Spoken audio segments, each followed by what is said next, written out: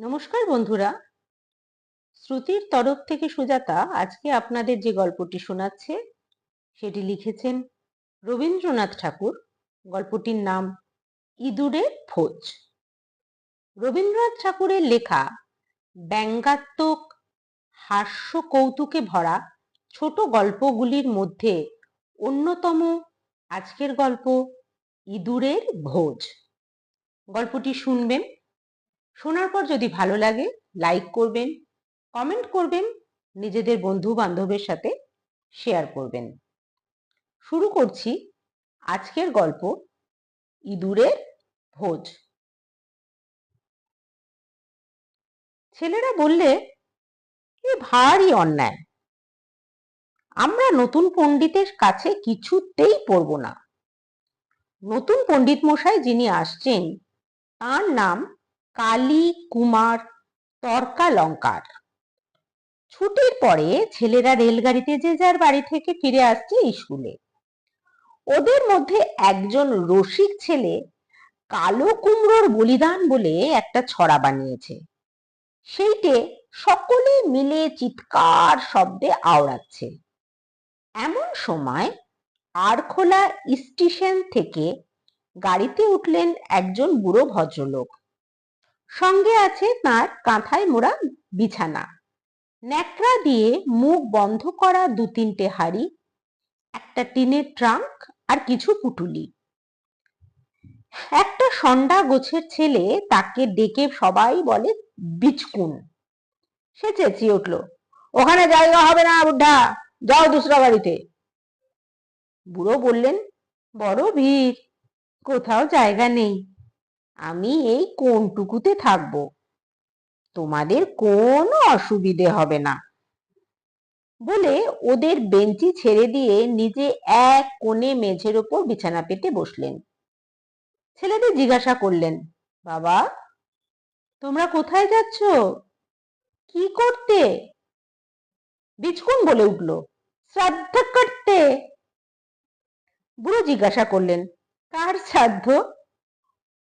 উত্তর শুনলেন কালো কুমড়ো টাটকা লঙ্কার।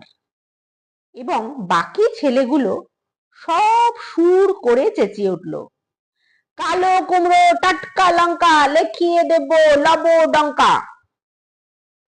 আসানসোলে গাড়ি এসে থামলো। বুড়ো মানুষটি নেমে গেলেন সেখানে স্নান করে নেবেন। স্নান সেরে গাড়িতে ফিরতেই বিচকুন বলে, এ গাড়িতে থাকবেন না মশাই। কেন বলো তো? ভারী ইঁদুরের উৎপাত। ইঁদুরের? সে কি কথা? দেখুন না, আপনার ওই হাড়ির মধ্যে ঢুকে কি কাণ্ড করছিল। ভদ্রলোক দেখলেন তার যে হাড়িতে কদমা ছিল সে হাড়ি ফাঁকা, আর যেটাতে ছিল খইচুর তার একটা দানাও বাকি নেই। বিচকুন বললে, আর আপনার ন্যাকড়াতে কি একটা বাধা ছিল, সেটা শুদ্ধ নিয়ে দৌড় দিয়েছে। সেটাতে ছিল ওর বাগানের গুটি পাঁচেক পাকা আম। ভদ্রলোক একটু হেসে বললেন, আহা, ইঁদুরের অত্যন্ত খিদে পেয়েছে দেখছি। বিচকুন বললে, না না, ও জাতটাই ওরকম, খিদে না পেলেও খায়। ছেলেগুলো চিৎকার করে হেসে উঠল, বলল, হ্যাঁ মশাই, আরো থাকলে আরো খেত। ভদ্রলোক বললেন, ভুল হয়েছে, গাড়িতে যে এত ইঁদুর একসঙ্গে যাবে, আগে জানলে আরো কিছু আনতুম। এত উৎপাতেও বুড়ো রাগ করলে না দেখে ছেলে মেয়েরা দমে গেল। রাগলে ভারী মজা হতো। বর্ধমানে এসে গাড়ি থামলো। ঘন্টাখানেক থামবে, অন্য লাইনে গাড়ি বদল করতে হবে।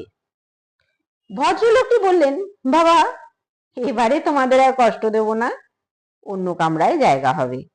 না না, সে হবে না, আমাদের গাড়িতেই উঠতে হবে। আপনার পুটলিতে যদি কিছু বাকি থাকে তাহলে আমরা সবাই মিলে পাহারা দেব, কিছুই নষ্ট হবে না। ভদ্রলোক বললেন, আচ্ছা বাবা, তোমরা গাড়িতে ওঠো, আমি আসছি। ছেলেরা তো উঠলো গাড়িতে।